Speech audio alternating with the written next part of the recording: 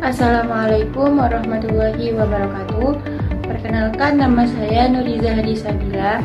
Saya dari kampus Universitas Islam Syarifuddin Lumajang dengan nomor NIM 20241000122721 dari Fakultas Tarbiyah Prodi PAI kelas 2B. Di sini saya akan membuat video pembahasan mengenai landasan teori filosofi, media pembelajaran, behaviorisme, kognitivisme, dan konstruktivisme. Untuk memenuhi tugas mata kuliah media pembelajaran dengan dosen pengampu Bapak Dr. Ahmad Ihwanul Murtadin MPD. Baik, yang pertama yaitu kita akan membahas bahwasanya media pembelajaran sangat berperan penting dalam dunia pendidikan. Karena dengan adanya media pembelajaran tersebut, itu dapat meningkatkan efektivitas pembelajaran dalam proses belajar mengajar. Dan seiring dengan perkembangannya, beberapa teori pembelajaran telah digunakan sebagai landasan dalam merancang media pembelajaran, seperti teori behaviorisme, kognitivisme, dan konstruktivisme. Ketiga teori tersebut memiliki filosofi yang berbeda-beda, bahkan dalam penerapannya dalam pembelajaran juga tidak terlepas dari berbagai macam problematika. Nah, dengan adanya problematika ini, penting untuk menganalisis kelebihan dan kekurangan dari masing-masing pendekatan untuk menemukan bagaimana strategi pembelajaran yang paling efektif dan efisien. Baik, pembahasan selanjutnya yaitu mengenai filosofi media pembelajaran. Nah, di sini saya akan menjelaskan definisi dari filosofi media pembelajaran. Filosofi adalah bidang ilmu yang mempelajari cara berpikir dan kebiasaan. Dan media pembelajaran adalah segala sesuatu yang digunakan untuk menyampaikan materi dari seorang guru kepada siswa atau peserta didik. Media pembelajaran itu bisa berupa seperti gambar, audio, atau video, serta peta grafik, dan lain-lain. Dan filosofi media pembelajaran adalah pemikiran mendalam yang menjadi landasan penggunaan media dalam proses pembelajaran. Selanjutnya yaitu mengenai landasan dan prinsip-prinsip dalam penggunaan media pembelajaran. Yang pertama yaitu landasan. Landasan filosofi media pembelajaran dapat dipertimbangkan dari berbagai aspek, seperti yang pertama, penggunaan teknologi dalam pembelajaran dapat meningkatkan taraf pendidikan. Misalnya, melalui pembelajaran online. Siswa itu dapat belajar kapan saja dan di mana saja, serta memberikan kesempatan bagi mereka yang memang tidak mampu dalam keadaan geografis dan ekonominya. Yang kedua yaitu penggunaan teknologi dalam pembelajaran dapat memberikan kebebasan kepada siswa untuk memilih media pembelajaran yang sesuai dengan kemampuannya, seperti misalnya menggunakan platform pembelajaran digital, yaitu misalnya siswa itu dapat memilih cara belajar yang paling sesuai dengan preferensi mereka sendiri. Yang ketiga yaitu penggunaan teknologi dalam pembelajaran dapat meningkatkan semangat dan motivasi bagi siswanya. Misalkan dengan adanya pembelajaran berbasis proyek digital, mereka itu lebih bisa antusias untuk mengekspresi kreativitasnya dalam menerapkan di proses belajarnya, menerapkan di proses pemahamannya dalam pembelajaran. Selanjutnya yaitu mengenai prinsip-prinsip penggunaan media pembelajaran, antara lain yang pertama, membuat proses pembelajaran lebih menyenangkan.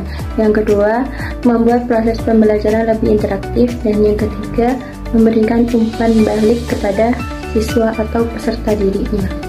Pembahasannya selanjutnya yaitu mengenai teori behaviorisme dalam media pembelajaran. Sedangkan teori behaviorisme ini adalah suatu pendekatan dalam psikologi yang lebih menekankan kepada perilaku yang dapat diamati dan diukur dengan fokus pada hubungan antara stimulus dan respon. Nah, sedangkan dalam konteks pendidikan atau dalam konteks pembelajaran, teori ini sangat menekankan bahwa pembelajaran terjadi melalui melalui interaksi antara individu dengan lingkungannya, yang dimana setiap perilaku individu itu dapat dibentuk melalui penguatan positif atau negatif. Selanjutnya yaitu mengenai penerapan teori behaviorisme dalam media pembelajaran. Yaitu pertama, penggunaan media interaktif, yaitu dengan mengembangkan multimedia pembelajaran yang melibatkan teks, gambar, audio, dan video. Itu dapat meningkatkan keterlibatan siswa dalam hal tersebut. Dan teori behaviorisme ini sangat berperan dalam desain program yang memberikan stimulus dan respon yang memfasilitasi pembelajaran. Yang selanjutnya itu dengan latihan dan pengulangan materi pembelajaran. Latihan dan pengulangan materi pembelajaran ini disusun sedemikian rupa sehingga siswa dapat berlatih dan mengulang informasi atau kemampuannya hingga mempunyai tingkat penyesuaian dalam pembelajaran dari dirinya sendiri. Dan juga seorang guru juga dapat menggunakan penguatan positif seperti memberikan pujian, memberikan penghargaan, atau mendorong kemampuan atau mendorong perilaku yang memang diinginkan oleh siswanya, seperti teguran, mengurangi poin. Itu digunakan untuk menghilangkan perilaku-perilaku negatif yang ditimbulkan oleh siswanya. Yang selanjutnya yaitu teori kognitivisme dalam media pembelajaran. Teori kognitivisme itu sendiri memiliki arti yaitu adalah suatu pendekatan yang berfokus pada proses mental internal yang terjadi saat belajar.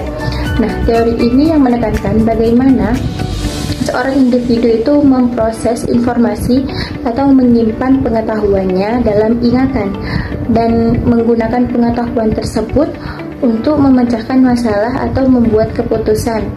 Nah, sedangkan dalam konteks media pembelajaran, teori ini sangat menekankan pentingnya desain yang mendukung proses kognitif siswa untuk mencapai pemahaman yang mendalam.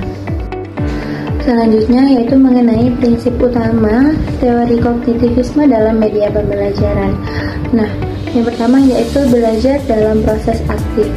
Siswa tidak hanya menerima informasi secara pasif saja, tetapi ia harus juga aktif dalam membangun pengetahuan mereka sendiri. Yang kedua yaitu pengetahuan diorganisasikan dalam bentuk skema. Nah, skema itu yang akan menjadi struktur mental yang membantu siswa dalam mengatur dan memahami informasi.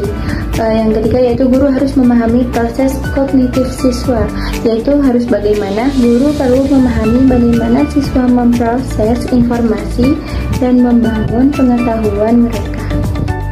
Yang keempat yaitu pembelajaran harus bermakna. Maksudnya itu perhatian dalam pemecahan masalah adalah beberapa kognitif yang berperan penting dalam belajar. Nah, yang kelima yaitu siswa harus aktif dalam belajar. Guru harus menciptakan pembelajaran yang memungkinkan siswa untuk aktif dalam mencari, menemukan, dan membangun pengetahuannya.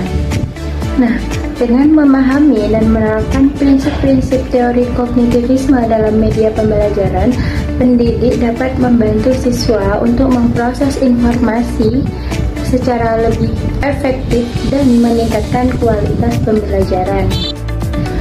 Yang selanjutnya yaitu mengenai teori konstruktivisme dalam media pembelajaran. Nah, teori konstruktivisme adalah salah satu teori pembelajaran yang mana menekankan pada peran aktif individu dalam membangun pengetahuan dan pemahamannya tentang materi pembelajaran. Nah, teori ini sering disebut dengan teori yang sangat berlawanan dengan teori behaviorisme yang menganggap bahwa siswa sebagai penerima pasif informasi. Nah, dalam teori konstruktivisme, siswa itu dipandang sebagai pembelajar aktif yang secara aktif itu memang mencari, memilih, dan mengolah informasi untuk membangun pemahaman mereka sendiri. Sedangkan teori konstruktivisme dalam media pembelajaran itu adalah Suatu model pembelajaran yang berfokus pada aktivitas siswa, yang mana seorang siswa itu memang benar-benar aktif dalam mengeksplorasikan, menemukan, dan membangun pengetahuan mereka sendiri. Nah, dalam konteks ini, guru memfasilitasi, membimbing, dan memberikan feedback, memberikan challenge kepada peserta didiknya. Selanjutnya itu prinsip-prinsip teori konstruktivisme. Nah, terdapat beberapa prinsip kunci dalam teori konstruktivisme. Yang pertama yaitu pengetahuan dibangun oleh individu. Maksudnya itu pengetahuan tidak ditransfer secara pasif dari guru kepada siswa, tetapi dibangun secara aktif oleh siswa melalui pengalaman dan interaksi mereka dengan lingkungan. Yang kedua yaitu pembelajaran bersifat kontekstual. Nah, kontekstual itu bagaimana? Pengetahuan yang terkait dengan konteks, di mana pengetahuan itu diperoleh. Oleh karena ini, pembelajaran yang efektif harus relevan dengan pengalaman dan minat dari siswa. Yang ketiga yaitu pembelajaran adalah proses sosial. Yang keempat adalah pembelajaran aktif, yang mana siswa memiliki peran sentral dalam proses pembelajaran. Contohnya, mereka harus aktif dalam mencari informasi. Nah, yang kelima yaitu guru sebagai fasilitator. Nah, guru sebagai fasilitator yang nantinya akan membantu siswa untuk membangun pengetahuannya dengan menyediakan sumber, memfasilitasi diskusi, dan memberikan umpan balik untuk siswanya. Baik, dari beberapa penjelasan tadi bisa kita tarik kesimpulan bahwa ketiga teori ini memiliki kelebihan dan kekurangan masing-masing. Nah, pemilihan teori yang tepat itu tergantung pada tujuan pembelajaran, karakteristik siswa, dan konteks pembelajaran.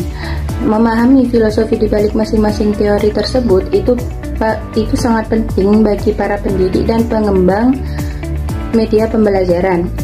Nah, karena dengan memahami kekurangan dan kelebihan dari masing-masing teori, kita dapat merancang media pembelajaran yang lebih efektif dan sesuai dengan kebutuhan siswa. Dari materi yang sudah saya bahas tadi, itu saya mengambil beberapa referensi dari yang pertama jurnal ilmiah, yaitu mengenai paradigma teori behavioristik dalam pengembangan multimedia pembelajaran. Itu karya dari Hardianto. Yang kedua yaitu dari jurnal pendidikan yang membahas mengenai implementasi teori behaviorisme dalam pembelajaran. Yang ketiga yaitu buku dengan judul Strategi Pembelajaran Berbasis Konstruktivisme karya Dr. Haji Dedi Mulyadi, dan beberapa jurnal yang sudah saya cantumkan di slide terakhir. Mungkin cukup sekian dari saya, kurang lebihnya saya mohon maaf. Wassalamualaikum warahmatullahi wabarakatuh.